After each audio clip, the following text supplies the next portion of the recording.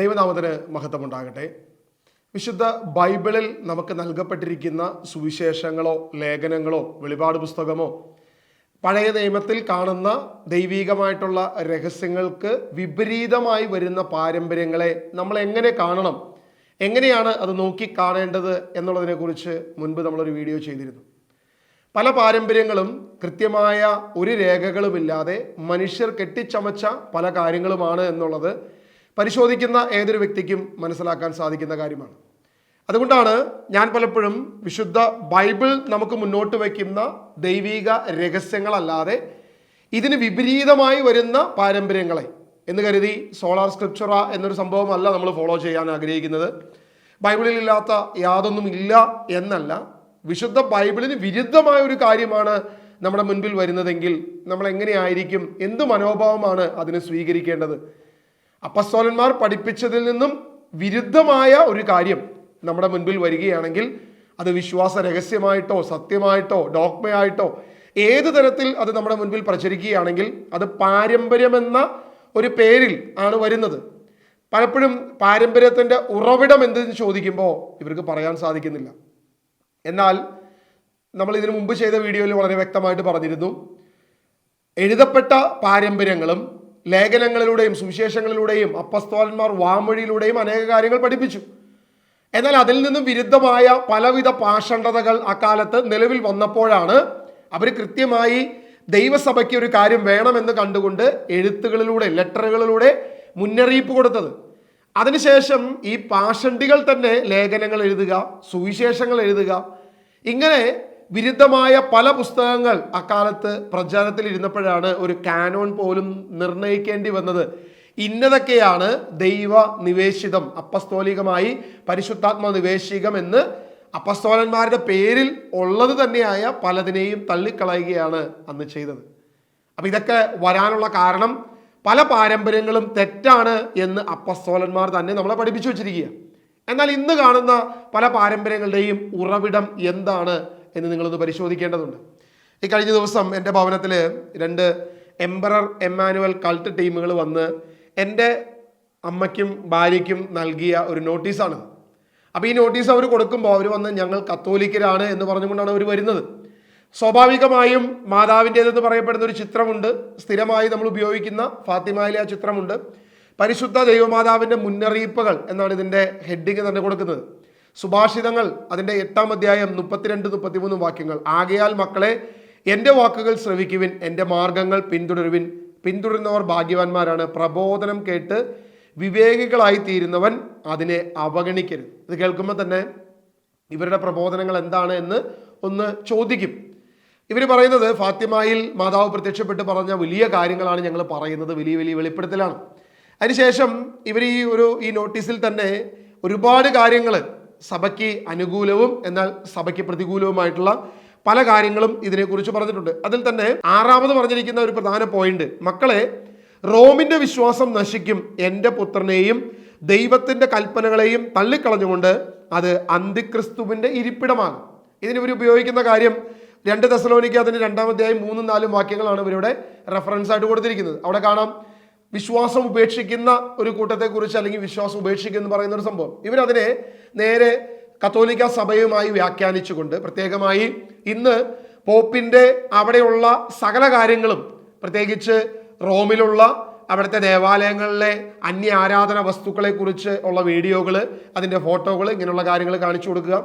പ്രധാനമായും അവിടെ ഓഡിറ്റോറിയത്തിലുള്ള ആ സർപ്പത്തിൻ്റെ രൂപം എന്ന് വേണ്ട, ഇന്ന് കേരളത്തിൽ തന്നെ നടക്കുന്ന സകലവിധ വിഗ്രഹാരാധനകളും പൈശാചികമായ പല ഇതിൻ്റെ അകത്ത് കടന്നുകൂടിയ പല തിന്മകളെയും ചൂണ്ടിക്കാണിച്ചുകൊണ്ട് ഇവർ മുന്നോട്ട് വയ്ക്കുന്ന ആശയം വളരെ ഭയപ്പെടേണ്ട, അല്ലെങ്കിൽ വിശ്വാസികളെ തട്ടിക്കൊണ്ടുപോകാൻ വളരെ വിവേകപൂർവം അവരെടുക്കുന്ന ഒരു പ്രധാനപ്പെട്ട വിഷയമാണ്.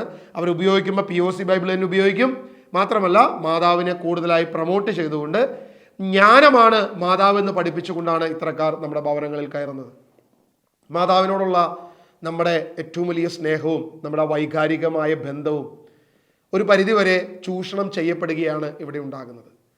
ഒരു കാലത്ത് സഭ എങ്ങനെ നമ്മളെ ചൂഷണം ചെയ്തോ, അല്ലെങ്കിൽ നമ്മുടെ പാരമ്പര്യങ്ങൾ എന്ന് പറഞ്ഞ് നമ്മുടെ ഇടയിൽ കയറിക്കൂടിയ പലതും ഇന്ന് പാഷണ്ടികളായ അല്ലെങ്കിൽ കൾട്ട് പ്രസ്ഥാനങ്ങൾ പോലും ഉപയോഗിക്കുന്നു എന്നുള്ളത് സൂക്ഷിക്കേണ്ട ഒരു പ്രധാനപ്പെട്ട വിഷയമാണ്. നമ്മുടെ ലുത്തിനിയയിൽ നമ്മൾ ചെല്ലുന്ന ദിവ്യജ്ഞാനത്തിന്റെ സിംഹാസനമേ ഞങ്ങൾക്ക് വേണ്ടി അപേക്ഷിക്കണമേ എന്ന് പറയുന്ന അതേ രീതിയിൽ തന്നെ ജ്ഞാനം എന്ന് കാണുന്നത് എല്ലാം മാതാവാണ് എന്ന് വ്യാഖ്യാനിച്ചുകൊണ്ടാണ് ഇവർ കടന്നു വരുന്നത്.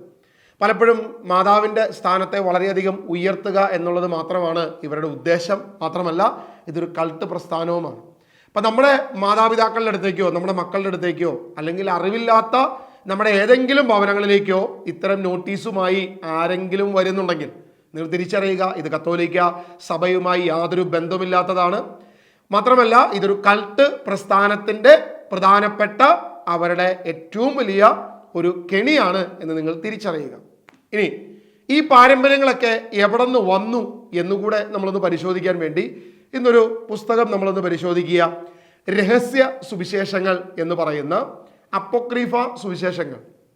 ഇതിൻ്റെ വ്യാഖ്യാനവും പഠനവും നടത്തിയിരിക്കുന്നത് ജോസ് മാണിപ്പറമ്പലച്ചനാണ്. ഇത് തൃശ്ശൂർ രൂപതയുടെ കീഴിലാണ് ഈ പുസ്തകം ഇറങ്ങിയിരിക്കുന്നത്. ഇതിൻ്റെ പ്രസാദ ആശീർവാദം നടത്തിയിരിക്കുന്നത് മാർ വർക്കി കർദിനാൾ വിധേയത്തിൽ പിതാവാണ്. മാത്രമല്ല ബിഷപ്പ് ജെയിംസ് പഴയാറ്റിലാണ് ഇതിന് അനുമതി നൽകിയിരിക്കുന്നത്. അപ്പം ഇങ്ങനെ ഇത്രയും പേര് അനുമതി നൽകുകയും ഇതിന് അവതാരണമൊക്കെ എഴുതിയിരിക്കുന്ന ഈ ഒരു പുസ്തകത്തിൽ നിന്നും നമ്മൾ ഒരു പ്രധാനപ്പെട്ട ഒരു വിഷയം, ചില പാരമ്പര്യങ്ങൾ നമ്മിലേക്ക് കടന്നു വന്നതിനെക്കുറിച്ച് നമ്മളൊന്ന് പരിശോധിക്കാൻ വേണ്ടി ഈ പുസ്തകത്തിൻ്റെ 1-2 കാര്യങ്ങൾ നമ്മളൊന്ന് വായിക്കുക. ഇതിൽ ഞാൻ ഇന്ന് വായിക്കാൻ എടുക്കുന്നത് യാക്കോബിൻ്റെ ആദ്യ സുവിശേഷം, the first gospel of James എന്ന് പറയുന്ന പ്രോട്ടോ ഇവാഞ്ചലിയൻ എന്ന പേരിൽ കൂടെ അറിയപ്പെടുന്ന ഈ ഒരു യാക്കോബിൻ്റെ ആദ്യ സുവിശേഷം. ഇതൊരിക്കലും വിശുദ്ധ ബൈബിളിലില്ല.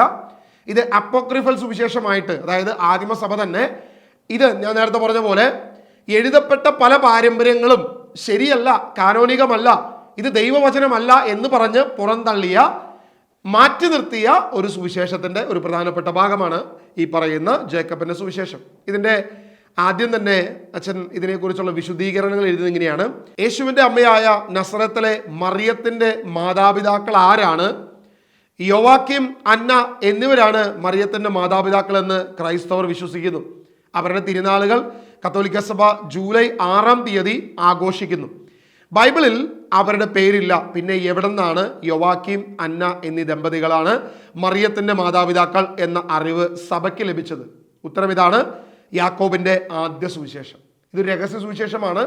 ഇതൊരിക്കലും അപ്പോക്രിഫയാണ്. ഇത് അംഗീകരിച്ചിട്ടില്ല. പക്ഷേ നമുക്കിതിനെക്കുറിച്ച് അറിവ് കിട്ടുന്ന ഏക സോഴ്സ് എന്താണെന്ന് നമ്മൾ പരിശോധിച്ചാൽ നിരോധിക്കപ്പെട്ട ഈ ഒരു പുസ്തകത്തിൽ നിന്നാണ് യോവാക്കിം, അന്ന എന്നീ ദമ്പതികളെക്കുറിച്ച് നമുക്ക് അറിവ് ലഭിക്കുന്നത്. മാത്രമല്ല കത്തോലിക്ക സഭ ജൂലൈ 6-ാം തീയതി അവരുടെ തിരുനാളുകൾ ആഘോഷിക്കുന്നു എന്നുകൂടെ ഈ പുസ്തകം പറയുന്നു. ഇതിനെക്കുറിച്ച് ഇന്ന് മറിയത്തെക്കുറിച്ച് സഭയിൽ നിലനിൽക്കുന്ന പല വിശുദ്ധ പാരമ്പര്യങ്ങളുടെയും അടിസ്ഥാനം യാക്കോബിൻ്റെ ആദ്യ സുവിശേഷമാണ്. ആ വിശുദ്ധ കഥയുടെ അസൽ കൃതിയിലേക്ക് നമുക്ക് കടന്നു പോകാം. അതായത് ഇന്നുള്ള മിക്ക പാരമ്പര്യങ്ങളും, പ്രത്യേകിച്ച് മരിയൻ ഡോഗ്മയുടെ പ്രധാന ഉറവിടം നമ്മൾ പരിശോധിച്ചാൽ അത് കിട്ടുന്നത്, നമ്മൾ ചെന്നെത്തുന്നത് യാക്കോബിൻ്റെ ആദ്യ സുവിശേഷമാണ്. ഇതാകട്ടെ സഭ പൂർണ്ണമായി നിരോധിച്ച ഒരു പുസ്തകമാണ്. വായനയ്ക്ക് പോലും അനുവദിക്കാത്തൊരു പുസ്തകമാണെന്ന് ആലോചിച്ച് നോക്കുക. എന്നാൽ ഈ വായനയ്ക്ക് പോലും അനുവദിക്കാത്ത ഈ പുസ്തകത്തിൽ നിന്നാണ് പല പാരമ്പര്യങ്ങളും കടന്നു വന്നിരിക്കുന്നത്. ഞാൻ പറഞ്ഞതല്ല, ഔദ്യോഗികമായി തൃശ്ശൂർ രൂപതയുടെ ഔദ്യോഗികമായ തലത്തിൽ ഇറങ്ങിയിരിക്കുന്ന ഈ പുസ്തകത്തിൽ നിന്നാണ്. പേജ് നമ്പർ 274 ഞാനിപ്പോൾ വായിച്ചത്. വീണ്ടും 275 നമ്മൾ വായിക്കുക: പുതിയ നിയമ കാനോനിൽ സ്വീകരിക്കപ്പെട്ടിട്ടില്ലാത്ത 2 നൂറ്റാണ്ടുകളിലെ ക്രൈസ്തവ ഗ്രന്ഥങ്ങളാണ് പുതിയ നിയമ അപ്രമാണിക ഗ്രന്ഥങ്ങൾ അഥവാ രഹസ്യ ഗ്രന്ഥങ്ങൾ എന്ന് സൂചിപ്പിച്ചുവല്ലോ. സഭ ആ ഗ്രന്ഥങ്ങൾക്ക് പ്രാമാണിത്വം കൊടുത്തിട്ടില്ല. ചിലതെല്ലാം അബദ്ധ സിദ്ധാന്തങ്ങളായി തള്ളിക്കളഞ്ഞിട്ടുണ്ട്. കാരണം പല കഥകളും ചരിത്രത്തിൻ്റെയോ ദൈവശാസ്ത്രത്തിൻ്റെയോ പിൻബലമില്ല. മറ്റു ചിലതിന് അബദ്ധ സിദ്ധാന്തങ്ങളുമായി ചങ്ങാത്തമുണ്ടായിരുന്നു. അപ്പോൾ ഈ പാരമ്പര്യങ്ങൾ വന്ന വഴി ഇതാണെന്ന് പറയുമ്പോൾ തന്നെ സഭ വ്യക്തമായിട്ട് ഇതിനെക്കുറിച്ച് പറയുന്നു. ഇത് അബദ്ധ സിദ്ധാന്തങ്ങളുടെ ചങ്ങാത്തമുണ്ടായിരുന്ന ചില ടെക്സ്റ്റുകളാണ്. എങ്കിലും പലതും സഭയിൽ ഉപയോഗിക്കപ്പെടുകയും സഭയിലെ പാരമ്പര്യങ്ങൾക്ക് ജന്മം കൊടുക്കുകയും ചെയ്തിട്ടുണ്ട്. മറിയത്തെക്കുറിച്ചുള്ള സിദ്ധാന്തങ്ങൾക്കും മരിയ ഭക്തിക്കും അവ വഴിയൊരുക്കിയിട്ടുണ്ട്. അത്തരത്തിലുള്ള ഗ്രന്ഥമാണ് യാക്കോബിൻ്റെ ആദ്യ സുവിശേഷം. എല്ലാവരും കൂടി എന്നെ ചീത്ത വിളിക്കരുത്. പ്രിയമുള്ളവരെ, ഞാനൊന്നും ചെയ്യുന്നില്ല. ഞാൻ ഈ പുസ്തകം നിങ്ങളുടെ മുൻപിൽ വായിക്കുക മാത്രമാണ് ചെയ്യുന്നത്. യാതൊരു വിധത്തിലും എൻ്റെ അഭിപ്രായങ്ങളല്ല പറയുന്നത് എന്നുള്ളത് നിങ്ങൾ ഇനിയെങ്കിലും തിരിച്ചറിയുക. ഗലേസിയൻ ഡിക്രി അനുസരിച്ച് ഇതിനെ രഹസ്യ സുവിശേഷമായി കരുതി 5-ാം നൂറ്റാണ്ടിലെ ക്രൈസ്തവ സഭയുടെ ഒരു കൽപ്പനയാണ് ഗലേസിയൻ ഡിക്രി. അതായത് കത്തോലിക്ക സഭ ഒരു ഡിക്രി ഇറക്കിയിരിക്കുന്നു. ആ ഡിക്രിയിൽ യാക്കോബിന്റെ ആദ്യ സുവിശേഷത്തിന് നൽകിയിരിക്കുന്ന ശീർഷകം രക്ഷകന്റെ ജനനത്തെയും മറിയം എന്ന വൈറ്റാട്ടിയെയും കുറിച്ചുള്ള ഗ്രന്ഥം.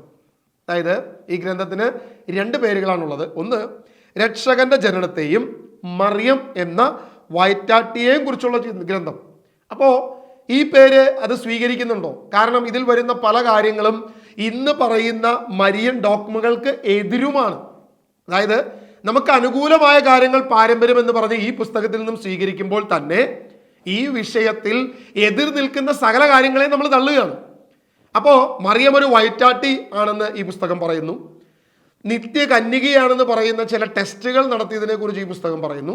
മറിയത്തിന്റെ യേശുവിന്റെ പ്രസവം അല്ലെങ്കിൽ യേശുവിനെ ജനിപ്പിച്ചപ്പോൾ പ്രസവ വേദനയില്ലാതെ വ്യത്യസ്തമായ രീതിയിലാണ് പ്രസവിച്ചത്.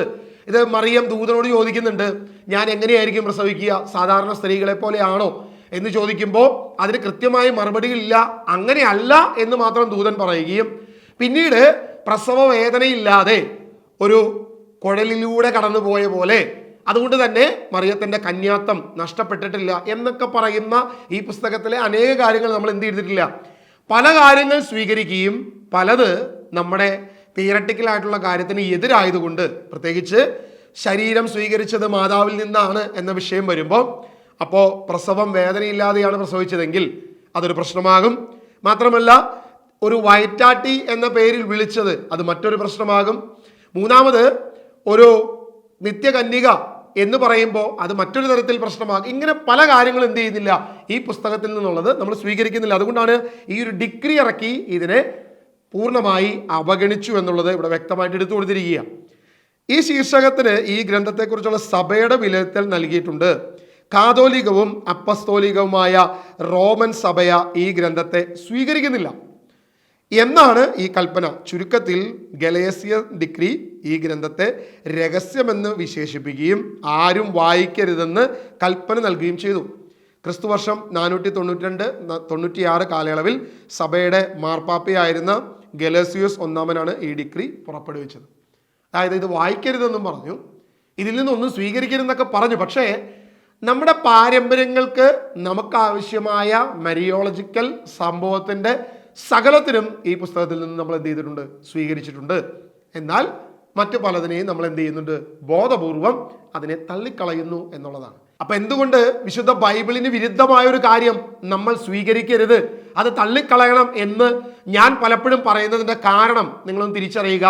ദൈവശാസ്ത്രപരമായി നമ്മൾ വിശുദ്ധ ബൈബിളിൽ നിന്നും ഉൾക്കൊള്ളുന്ന ഏതൊരു വിഷയത്തിനെതിരായി ഏതൊരു പാരമ്പര്യം വന്നാലും അതിനെ പൂർണ്ണമായി തള്ളാൻ നമ്മൾ തയ്യാറാകണം. അതല്ലെങ്കിൽ അത് വലിയ അപകടമാകും എന്നുള്ളതാണ്. ഇതിന് 281 പേജിൽ അപ്രമാണികമായി സഭ തള്ളിക്കളഞ്ഞ ഈ രഹസ്യ ഗ്രന്ഥമാണ് സഭയുടെ മരിയ ശാസ്ത്രം വികസിപ്പിക്കുന്നതിൽ മുഖ്യ പങ്കുവഹിച്ചത്. പുതിയ നിയമത്തിൽ ഇടം നേടാൻ ഇതിന് കഴിഞ്ഞില്ലെങ്കിലും കത്തോലിക്കരുടെ മനസ്സിൽ മരിയ ചിത്രം ഈ ഗ്രന്ഥത്തിൻ്റെ സംഭാവനയാണ്. അതായത് വ്യക്തമായിട്ട് ഇവിടെ പറഞ്ഞു വയ്ക്കുകയാണ്, ഈ പുസ്തകങ്ങൾ ബൈബിളിൽ ഇടം നേടിയിട്ടില്ല എന്നുള്ളത് സത്യം തന്നെയാണ്, ഇത് മറച്ചു വയ്ക്കപ്പെട്ടു എന്നുള്ളത് സത്യം തന്നെയാണ്. എങ്കിലും കത്തോലിക്കരുടെ മനസ്സിൽ മരിയ ചിത്രം ഈ ഗ്രന്ഥത്തിന്റെ സംഭാവനയാണ്. ഇത് ഞാൻ പറഞ്ഞതല്ലേ, ഈ പുസ്തകത്തിൽ നിന്നാണ്, ഞാനായിട്ടൊന്നും പറയുന്നില്ല. അടുത്ത പാരഗ്രാഫ് നമ്മൾ വായിക്കുമ്പോൾ മറിയം പുതിയ ഹൗവയാണ്, നവീകരിക്കപ്പെട്ട ഹൗവയാണ് എന്നൊക്കെ ദൈവശാസ്ത്രങ്ങൾക്ക് രൂപം കൊടുക്കാനും ഈ ഗ്രന്ഥം സഹായിച്ചിട്ടുണ്ട്. അപ്പോൾ എവിടെയാണ് രണ്ടാം ഹൗവ എന്ന് പറയുന്ന വ്യാഖ്യാനം എവിടെ നിന്നാണ് നമുക്ക് ലഭിക്കുന്നത്? സഭ നിരോധിച്ച് വായിക്കാൻ കൊള്ളില്ലാത്ത അല്ലെങ്കിൽ ദൈവശാസ്ത്രപരമായി പൂർണ്ണമായും നിരോധിപ്പിക്കപ്പെട്ട ഒരു പുസ്തകത്തിൽ നിന്നാണ് ഈ പറയുന്ന രണ്ടാം ഹൗവ എന്ന് പറയുന്ന വിശ്വാസം കടന്നു വന്നത് എന്ന് പറഞ്ഞത് ഞാനല്ല, ഈ പുസ്തകമാണ്. പൗരസ്ത്യ സഭകളിൽ അന്നയ്ക്ക് ലഭിച്ച വണക്കത്തിന് അതിരുകളില്ലായിരുന്നു. അന്ന എന്ന് പറയുന്നത് യേശു മാതാവിൻ്റെ അമ്മയായ അന്നയെ കുറിച്ചാണ് ഇവിടെ പറയുന്നത്. സ്ത്രീകൾ മാത്രം അംഗങ്ങളായിട്ടുള്ള കൊളീറിഡിയൻസ് വിഭാഗം മറിയത്തെ ദേവതയായി ആരാധിക്കുന്നിടം ഭക്തി വളർന്നു. ഇത് പറയുമ്പോൾ ഈ കഴിഞ്ഞ ദിവസം എനിക്ക് ഒരു കമൻ്റാണ് എനിക്ക് ഓർമ്മ വരുന്നത്. നമ്മുടെ ചാനലിൽ വന്നൊരു കമൻറ്റ്, അതൊരു JM ലൂക്കർ എന്ന് പറഞ്ഞ് സ്ഥിരമായി നമ്മുടെ ചാനലിൽ കമൻറ്റ് ചെയ്യുന്നൊരു വ്യക്തിയാണ്. അപ്പോൾ അദ്ദേഹം ഇവിടെ എന്നെ കുറച്ച് ചീത്തയൊക്കെ വിളിച്ചിട്ട് പറഞ്ഞിരിക്കുന്നൊരു കാര്യമാണ്, 10,000 ദിവസവും അമ്മയുടെ സന്നിധിയിലെത്തി അനുഗ്രഹം പ്രാപിച്ച് മടങ്ങുന്നു. അമ്മ മഹാദേവി, പ്രപഞ്ചനാഥ, സ്വർഗീയ രാജ്ഞി, കൃമികൾക്ക് ഇരിക്കപ്പുറതി കിടക്കപ്പുറതി ഇല്ലാതെ കിടന്ന് നിലവിളിക്കുന്നു, കൂവുന്നു. എന്ത് പ്രയോജനം? അവിടെ കൃമി എന്ന് വിശേഷിപ്പിച്ചത് തന്നെയാണ്. അപ്പോൾ ഞാൻ നിലവിളിക്കുന്നു, കരയുന്നു. അപ്പോൾ അദ്ദേഹം മാതാവിനെ വിശേഷിപ്പിച്ചത് അമ്മ മഹാദേവി, പ്രപഞ്ചനാഥ, സ്വർഗീയ രാജ്ഞി. ഈ പുസ്തകം വ്യക്തമായിട്ട് പറയുന്നു, പൗരസ്ത്യ സഭകളിൽ അന്നയ്ക്ക് ലഭിച്ച വണക്കത്തെക്കുറിച്ചും അതിന് അതിരില്ലാത്ത രീതികളിലേക്ക് വളർന്നു വന്ന് സ്ത്രീകൾ മാത്രം അംഗങ്ങളായിട്ടുള്ള കൊളീറിഡിയൻസ് വിഭാഗം മറിയത്തെ ദേവതയായി ആരാധിക്കുന്നിടം വരെ ഈ ഭക്തി വളർന്നുപോയി. അപ്പോൾ ഇദ്ദേഹം ഈ പറയുന്ന JM ലൂക്കർ എന്ന് പറയുന്ന ഈ ഒരു ഐഡിയയിലുള്ള ഈ ഫേക്ക് ചങ്ങാതി ഈ പറയുന്ന കൊളീറിഡിയൻ വിഭാഗമാണോ എന്ന് ഞാൻ സംശയിക്കുക. അതായത് സ്ത്രീകൾ മാത്രം അംഗങ്ങളായിട്ടുള്ള ഒന്നാണോ എന്ന് ഞാൻ സംശയിക്കുക. പലപ്പോഴും ഈ മരിയ വണക്കങ്ങൾ എപ്പോഴും എവിടേക്കാണ്, ആരാണ് ഇതിന് കൂടുതൽ ഹൃദയത്തോട് ചേർക്കുന്നത് എന്ന് നമ്മൾ പരിശോധിച്ചാൽ, കൃപാസനത്തിലെ മൊത്തക്കച്ചവടക്കാർ ആരാണെന്നും, അല്ലെങ്കിൽ മരിയൻ തിയോളജിയുടെ മുഴുവൻ മൊത്തക്കച്ചവടക്കാർ, എംബർ എമ്മാനുവൽ പോലുള്ള കൾട്ട് പ്രസ്ഥാനങ്ങളുടെ കച്ചവടക്കാർ ആരാണെന്ന് നമ്മൾ പരിശോധിച്ചാൽ നമുക്ക് വ്യക്തമായിട്ട് മനസ്സിലാക്കാം, ഈ കൊളീറിഡിയൻസിൻ്റെ അതേ തരത്തിലുള്ള ആളുകളാണ് എന്നുള്ളത് പരിശോധിക്കുന്ന ഏത് വ്യക്തിക്കും മനസ്സിലാക്കാൻ സാധിക്കും. ഇനി അവർ വളർത്തിയെടുത്ത വലിയൊരു കാര്യം കൂടിയുണ്ട്. JM ലൂക്കർ ആരാണോ അവരും കൂടി അറിഞ്ഞിരിക്കുന്നതാ. മറിയത്തിൻ്റെ മാംസരക്തങ്ങളുടെ ലിറ്റർജിയും അവർ മെനഞ്ഞെടുത്തു. അവർ പാഷണ്ഡികളാണെന്ന് സഭ തന്നെ വ്യക്തമായി പഠിപ്പിക്കുന്നു. ഇത് ഞാൻ യാക്കോബിൻ്റെ ആദ്യ സുവിശേഷമല്ല വായിക്കുന്നത്, പകരം യാക്കോബിൻ്റെ ആദ്യ സുവിശേഷത്തെക്കുറിച്ചുള്ള അച്ഛൻ്റെ വിശദീകരണങ്ങൾ മാത്രമാണ്, വിശകലനങ്ങൾ മാത്രമാണ് ഞാനിവിടെ വായിച്ചു പോകുന്നത്. ഈ സുവിശേഷത്തിലുള്ള ഒരുപാട് ബ്ലണ്ടേഴ്സ് ഉണ്ട്, ഒത്തിരി കാര്യങ്ങളുണ്ട് ഈ ഒരു കാര്യത്തിൽ. കാരണം പഴയ നിയമത്തിലെ സമൂവേലിൻ്റെ അമ്മയായ ഹന്നായുടെ വിലാപം പോലെ തന്നെ പല വിലാപങ്ങളെക്കുറിച്ചും ഇങ്ങനെ എല്ലാം പഴയ നിയമത്തിലെ ചില കോപ്പിയടികളും ചില സംഭവങ്ങളൊക്കെ ഈ ഒരു ഗ്രന്ഥത്തിലുണ്ട് എന്ന് അച്ഛൻ വിശുദ്ധമായി ഡീറ്റെയിലായി ഇതിനെ എക്സ്പ്ലെയിൻ ചെയ്ത ഒത്തിരി കാര്യങ്ങളുണ്ട്. ഒരു വലിയ വീഡിയോ ആക്കാൻ താല്പര്യമില്ലാത്തതുകൊണ്ട് ഞാനതൊക്കെ കുറച്ചൊന്ന് സ്കിപ്പ് ചെയ്യുക, ചുരുക്കമായിട്ടുള്ള കാര്യങ്ങൾ മാത്രം ഒന്ന് വായിക്കുക. ചുരുക്കത്തിൽ മറിയത്തിൻ്റെ നിത്യകന്യകാത്വം, കേവല ശുദ്ധത എന്നിങ്ങനെയുള്ള ക്രൈസ്തവ സഭയുടെ വിശ്വാസ സത്യങ്ങൾക്ക് അടിസ്ഥാനമായി നിലനിൽക്കുന്നത് യാക്കോബിൻ്റെ ആദ്യ സുവിശേഷമാണ്. മറിയത്തിന് സ്ഥാനക്കയറ്റം കൊടുക്കാൻ ആഗ്രഹിച്ച ഒരു സഭയോ വ്യക്തിയോ ആണ് ഗ്രന്ഥരചന നിർവഹിച്ചത് എന്ന് നിസ്സംശയം പറയാൻ സാധിക്കും. മാതാവ് ജനിക്കുന്നതിന് മുൻപ് നമ്മുടെ യോവാക്യമിനും അന്നയ്ക്കും വലിയ വിഷമങ്ങളുണ്ടായി. ഒരുപാട് കാലം അവർ ഒരു കുഞ്ഞിന് വേണ്ടി ആഗ്രഹിച്ചു, ലഭിച്ചില്ല. ഈ യോവാക്യം വലിയ സമ്പന്നനായിരുന്നു. ദേവാലയത്തിലേക്ക് കാഴ്ചവെക്കാൻ ചെന്നപ്പോൾ അതിന് സമ്മതിച്ചില്ല, കാരണം നിനക്ക് മക്കളില്ല എന്നൊരു കാര്യം പറഞ്ഞു. അങ്ങനെ വലിയൊരു ഉപവാസത്തിലേക്ക് യോവാക്യം പോവുകയും അങ്ങനെ ദൈവത്തിൻ്റെ ദൂതൻ യോവാക്കിന് പ്രത്യക്ഷപ്പെടുകയും നിന്റെ ഭാര്യ ഗർഭം ധരിച്ചിരിക്കുന്നു എന്ന് ഒരു വെളിപ്പാട് കൊടുക്കുകയും ചെയ്തു എന്നൊക്കെയാണ് ഈ പുസ്തകത്തിൽ എഴുതിയിരിക്കുന്നത്. അത് നമ്മൾ വായിക്കുക. ഒരു പാഠപ്രശ്നം ഇവിടെ ഉദിക്കുന്നു. ഇതാ നിന്റെ ഭാര്യ അന്ന ഗർഭം ധരിച്ചിരിക്കുന്നു എന്നാണ് ചില കയ്യെഴുത്തു പ്രതികളിൽ ഉള്ളതെങ്കിൽ, മറ്റു ചിലതിൽ കാണുന്നത് ഇതാ നിന്റെ ഭാര്യ അന്ന ഗർഭം ധരിക്കും എന്നാണ്. ഒന്നിൽ വർത്തമാനകാല യാഥാർത്ഥ്യവും മറ്റൊന്നിൽ ഭാവിയിൽ ഉണ്ടാകാനിരിക്കുന്ന യാഥാർത്ഥ്യവുമാണ്. ഗ്രീക്ക് കയ്യെഴുത്ത് പ്രതികളിൽ ആദ്യ വായന പിന്താങ്ങുന്നതാണ്. അതായത് ഗ്രീക്ക് കയ്യെഴുത്ത് പ്രതി മുഴുവൻ നമ്മൾ ആദ്യം വായിച്ചതുപോലെ ഗർഭം ധരിച്ചിരിക്കുന്നു എന്ന കാര്യമാണ് കാണുന്നത്. മറ്റ് ട്രാൻസ്ലേഷനിൽ അങ്ങനെയല്ല, ഗർഭം ധരിക്കും.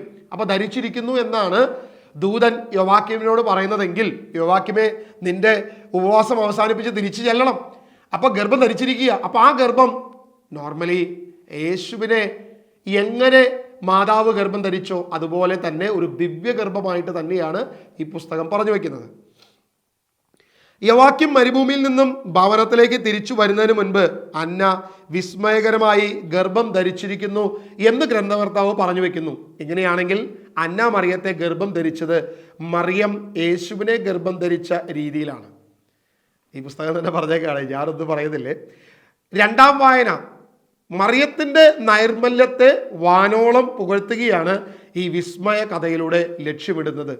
കഥാനായിക ജനിച്ചത് മാംസത്തിൻ്റെ ലൈംഗിക ദാഹത്തിൽ നിന്നല്ല എന്ന് പറഞ്ഞു വയ്ക്കാനുള്ള ഒരു തന്ത്രപ്പാട് ഗ്രന്ഥകർത്താവിനുണ്ട്. മറിയം അമലോത്ഭവയാണ് എന്ന ആശയത്തിൻ്റെ ഉത്ഭവം യാക്കോബിൻ്റെ ആദ്യ സുവിശേഷമാണ്. സാധാരണഗതിയിൽ ഗർഭം ധരിച്ചാൽ അമലോത്ഭവയാകാൻ പറ്റുമോ? എങ്കിലും ദൈവശാസ്ത്രത്തിൻ്റെ വികസിത രൂപം ഈ ഗ്രന്ഥത്തിൽ കാണാനാകില്ല. ഞാൻ പലപ്പോഴും പറഞ്ഞിട്ടുള്ള ഒരു വിഷയമാണ് അമലോത്ഭവം എന്ന വിഷയം. ഞാൻ അംഗീകരിക്കുന്നില്ല. കാരണം അതിന് ദൈവശാസ്ത്രപരമായി യാതൊരുവിധ അടിസ്ഥാനവുമില്ല.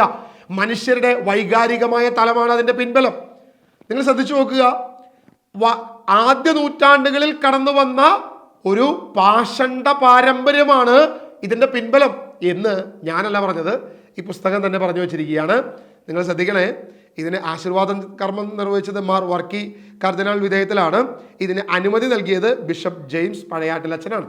അപ്പോൾ ഈ രണ്ട് കാര്യങ്ങളും വെച്ചുകൊണ്ടാണ് മറിയത്തിൻ്റെ അമലോത്ഭവം എന്ന ആശയത്തിൻ്റെ ഉത്ഭവം യാക്കോബിൻ്റെ ആദ്യ സുവിശേഷമാണ്. ഞാൻ പറയുമ്പോൾ എന്നെ തെരുവിളിക്കുക. അച്ഛന്മാർ പറയുമ്പോൾ ഈ പുസ്തകം ഒരു രൂപതയിൽ നിന്ന് തന്നെ വരുമ്പോൾ ഇതാർക്ക് തെരുവിളിക്കാൻ പറ്റും? ആരാണ് ഇതിന് എതിര് പറയുക? എനിക്കറിയില്ല. ഈ പുസ്തകം ഇനി പബ്ലിക്കിന് ലഭ്യമാകുമോ എന്ന് എനിക്കറിയത്തില്ല. എൻ്റെ കയ്യിൽ എന്തായാലും ഈ പുസ്തകമുണ്ട്. സാധാരണഗതിയിൽ ഗർഭം ധരിച്ചാൽ അമലോത്ഭവയാകാൻ പറ്റുമോ എന്ന് ഈ ഗ്രന്ഥകാരൻ തന്നെ ചോദിക്കുമ്പോൾ, സത്യത്തിൽ അമലോത്ഭവ സിദ്ധാന്തം എന്ന് പറയുന്നത് ഇതിൽ നിന്നും കുറച്ച് വ്യത്യസ്തമാണ്.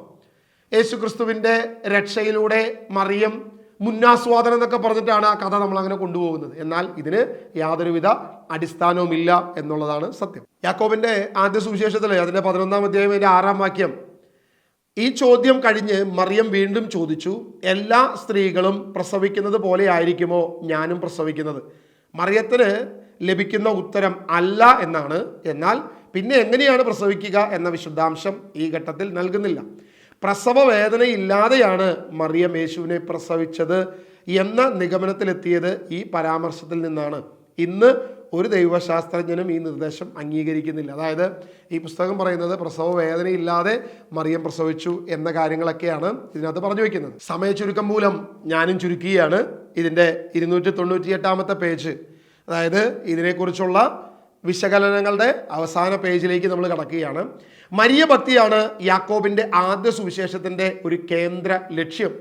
മറിയത്തിൻ്റെ പരിശുദ്ധി, അമലോത്ഭവം, നിത്യകന്യകാത്വം എന്നിവയെ വാനോളം പുകഴ്ത്തി മറിയത്തെ ഒരു ദേവിയാക്കി നിലനിർത്തുകയാണ്. ഇതൊരു രഹസ്യ സുവിശേഷമായി സഭ വിലക്കിയതാണെങ്കിലും ഇതിൻ്റെ സ്വാധീനം ഇന്നും സഭകളിൽ പ്രകടമാണ്. ചില സഭകൾ തമ്മിൽ മരിയ ശാസ്ത്ര സംഘർഷത്തിനും ഇത് വഴിമരുന്നിട്ടു. കത്തോലിക്ക സഭ കണ്ടുപിടിച്ച ഒരു നൂതന പരിപാടിയല്ല മരിയ ഭക്തി. 2-ാം നൂറ്റാണ്ട് മുതൽ സാവകാശം വളർന്ന് യാക്കോബിൻ്റെ സുവിശേഷത്തെ രഹസ്യമാക്കി വയ്ക്കാൻ നീക്കം നടത്തിയതാണ് സഭ എന്നോർക്കണം. എന്നിട്ടും മരിയ ഭക്തി സഭയിൽ പ്രചാരം നേടി. സ്ത്രീ സമത്വത്തിന് വാദിച്ചവർ നസ്രത്തിലെ യേശു എന്ന പുരുഷനൊപ്പം നിൽക്കാൻ നസ്രത്തിലെ മറിയത്തെ അണിയിച്ചൊരുക്കുകയാണ്. അങ്ങനെ യേശുവിൻ്റെ അനുയായികളുടെ ചരിത്ര ദൈവശാസ്ത്ര നിലപാടുകളിലേക്ക് ഒരു എത്തിനോട്ടം ഈ ഗ്രന്ഥം സമ്മാനിക്കുന്നു. പ്രിയമുള്ളവരെ, വളരെ കൃത്യമായ ഒരു നിരീക്ഷണം. അതായത് ഒരു സ്ത്രീ സമത്വത്തിന് വേണ്ടി ആഗ്രഹിക്കുന്നവർക്ക് പലപ്പോഴും യേശുക്രിസ്തു എന്ന ചരിത്ര പുരുഷനോട് കിടപിടിക്കാൻ കഴിയുന്ന ഒരു സ്ത്രീത്വത്തെ ഉയർത്തി കാണിക്കാൻ വേണ്ടി മറിയത്തെ വാനോളം ഉയർത്തി ഒരു മരിയൻ ഭക്തി ഇവിടെ കൊണ്ടുവരാൻ വേണ്ടിയിട്ടാണ്. അതിന് കിടപിടിച്ചതാകട്ടെ യാക്കോബിൻ്റെ സുവിശേഷം എന്ന ഈ ഒരു രഹസ്യ സുവിശേഷം. സഭ നിരോധിച്ച, ഇതൊരു പാഷണ്ഡതയാണെന്ന് പറഞ്ഞ് തള്ളിക്കളഞ്ഞ, പലതും ദൈവശാസ്ത്ര വിപരീതമാണെന്ന് പറഞ്ഞ് തള്ളിക്കളഞ്ഞിട്ടുള്ള അതേ പുസ്തകം. ഇതിൽ തന്നെയുള്ള പല കാര്യങ്ങളും നമ്മൾ തള്ളുമ്പോൾ പലതും നമ്മൾ എന്ത് ചെയ്യുന്നു? സ്വീകരിക്കുന്നു.